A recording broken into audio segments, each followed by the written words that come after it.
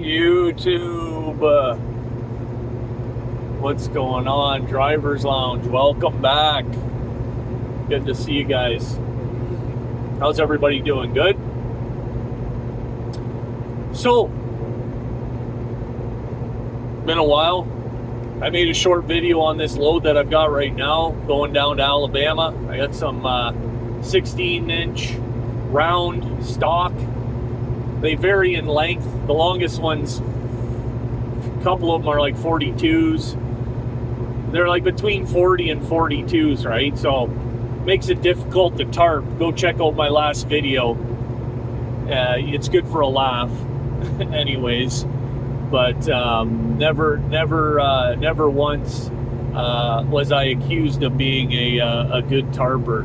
I can do enough just to get the job done. Mind you, on this reload that I've got coming out of Alabama, I've got to pick up some lumber, which I rarely do. I can count on one hand how many lumber loads I've done since I've been with the company. But what's nice about lumber is it's all the same dimension, right? It's all 8-foot lengths. It's all, squares. And when you're dealing with squares and flat material, it's like wrapping a Christmas present, and it looks good going down the road, and you can get it nice and tight. And so I'm looking forward to that after what I was dealing with this load, tarping wise. So, but I'm on 65 southbound right now. I've got a few hours left on my clock. I'm going to stop in White House, Tennessee. I do believe that'll bring me about 3 hours from where I need to deliver tomorrow morning, which is Saginaw, Alabama. And I'm making this video because I watch trucking channels on YouTube, right? I mean, guilty as charged. Oh, one thing I did want to mention about where I'm reloading out of is I'm reloading out of a little place called Muscle Shoals, Alabama. You familiar with Muscle Shoals, Alabama? Anyone? Bueller? Anyways, love that movie. But Muscle Shoals has a very famous recording studio. And maybe you guys are familiar with Lynyrd Skynyrd. Maybe you're familiar with a band that does that tune, Whipping Post. And I mean, that was probably one of their greatest hits. But what is it? Allman Brothers, the Allman Brothers, and several other bands. Hit me up in the comments. Let me know if I'm right or wrong. I believe it's Muscle Shoals, Alabama. I do know that there's several Muscle Shoals, cities, towns throughout the U.S., but I'm almost quite certain it's Muscle Shoals, Alabama. Probably should have done my homework before I go talking like I know something. Anyways, I don't edit these videos. I just kind of, Anyways, if I'm wrong, let me know. If I'm right, let me know. So, moving right along to why I decided to make this video. Number one, to say hello. I'm feeling like almost back to normal, and which is good. It's tough to do this job or any job when you're not feeling 100%. So I'm feeling better. Thank you for all the well wishes, by the way. Much appreciated. And then I'm watching this channel, right? And I spoke about this briefly in another video. And the video was about getting paid. And I said, it might be in your best interest as a new driver not to stay at a company when you first get into the industry for longer than you have to, that first company. Because what ends up happening is that they hire you at a very low wage, a low mileage rate, and then they give you these incremental pay raises, and they're very, very small, right? Very small. And then whereas if you stay at a company long enough to gain some experience insurance-wise, because that's who runs this industry, are the insurance companies. once you're able to bounce out of there, then maybe you can get that big jump. Maybe it's a jump like a nickel a mile more, rather than like I'm hearing people getting raises for like half a cent. I got half a cent raise. Like what? Half a cent? What is that? What is half a cent?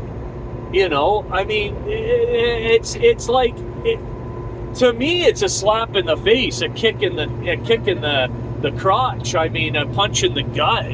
Half a cent. I mean, take your half a cent and shove it in your neck is how I feel, right? But I guess what I'm trying to say is jump, right?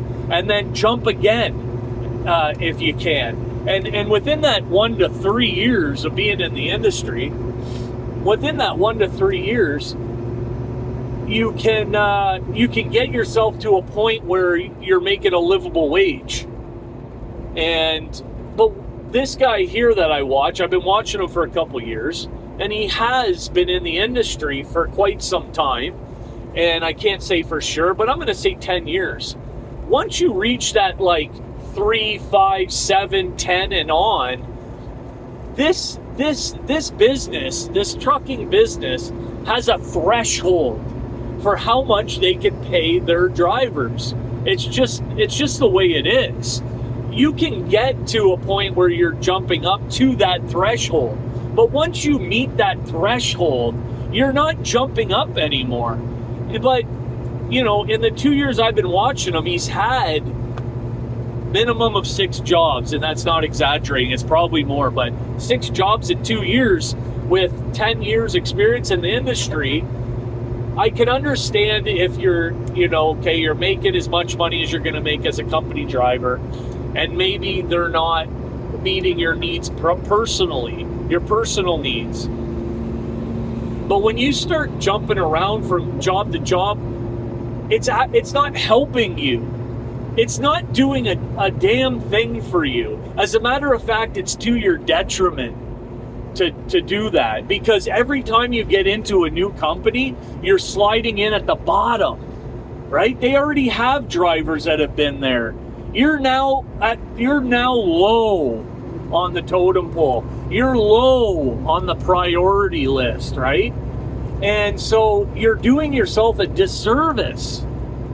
And after, you know, you're going to these jobs, you know, whether it's 2-3 jobs a year or whatever, you got me as myself personally speaking about myself.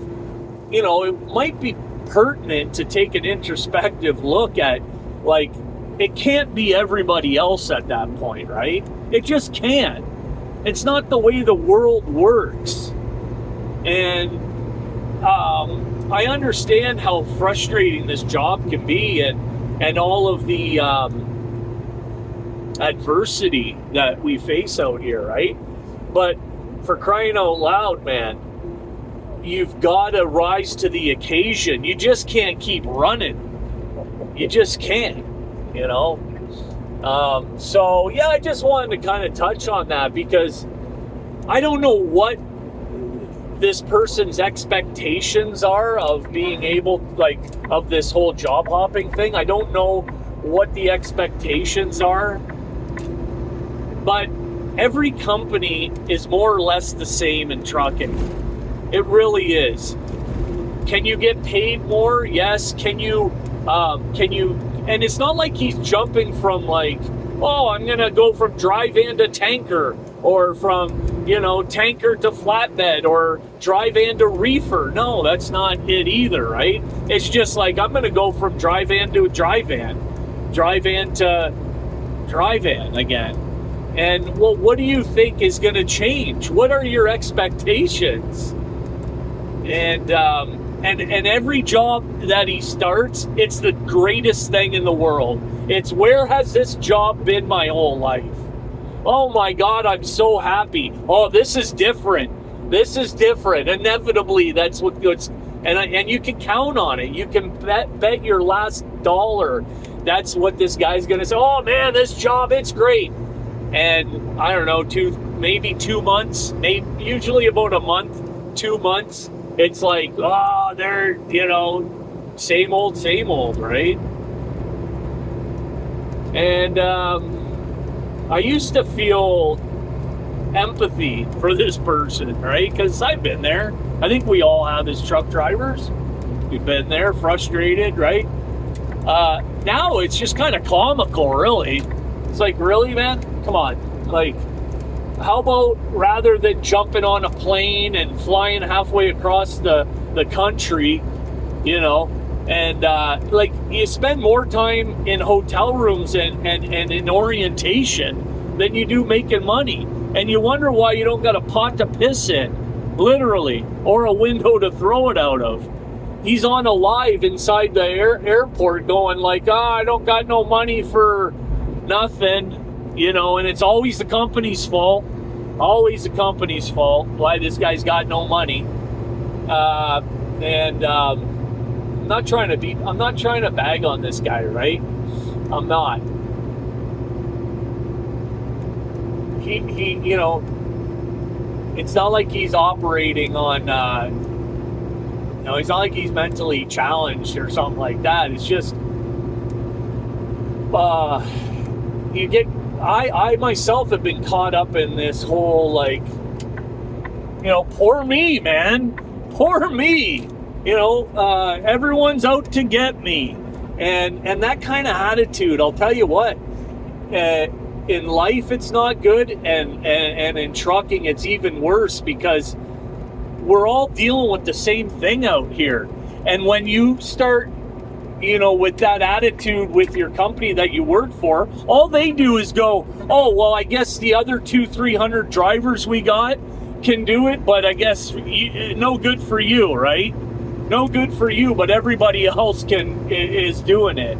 And that's the thing, right? It just doesn't serve any favorable purpose. So I would encourage anyone out there, you're inevitably going to face adversity out here. You're inevitably going to be told no. And you're inevitably not going to get home when you want to. And you're going to sit in a dock longer than you want. And you're going to get not paid for things that you're doing. But that's unfortunately 99% of the companies out here. Right?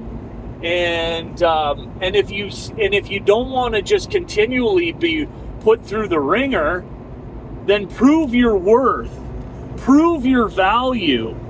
And how do you prove your value and prove your worth? You got to stick around. Now, mind you, there certainly are companies that look at you as disposable. There are certainly trucking companies out here that think they can run a trucking company without truck drivers. Believe it or not, there are. What do we need them for? You know, they're disposable. Okay, I understand that. You know, oh, driver's lounge, you don't know what you're talking about.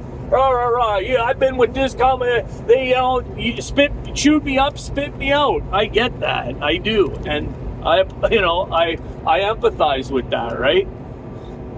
But like I said, it can't be every single company. It's just not the case, man. You know, and it's not reality.